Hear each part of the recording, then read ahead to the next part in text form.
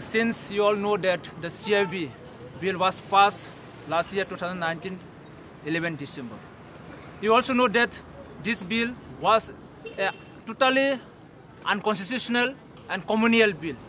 We have NESHU and TSF have done everything, every process like agitation, movements, submission of memorandum, discussion with minister, every step we have done, but the central government did not respond and they ignore our emotions.